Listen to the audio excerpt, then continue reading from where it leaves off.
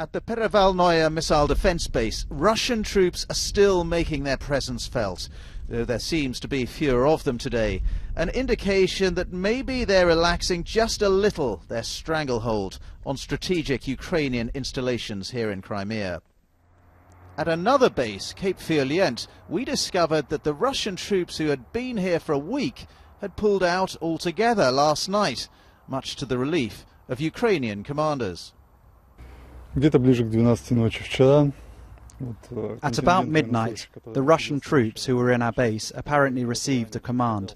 They gathered their things, got in their vehicles, and 15 minutes later they were gone. Right now there are only Ukrainians here. It's difficult when there are foreign troops on your base, but we carried on doing our jobs, even though they were better armed than we are.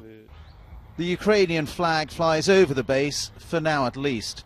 But the Ukrainian troops here don't know when or if the Russians might come back. And so they say that's why everywhere they go, they carry their guns with them.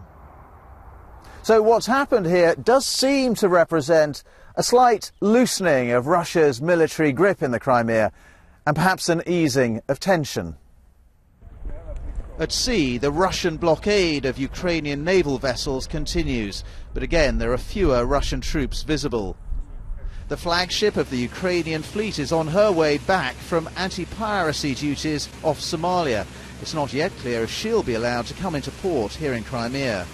And meanwhile, Russia has suffered one embarrassing setback. A newsreader resigned on air in protest at Russia's intervention in Crimea. After this newscast, I'm resigning. As the crisis here continues, there's no doubt the decision to hold a referendum on whether Crimea should be Russian or Ukrainian simply raises the stakes even higher.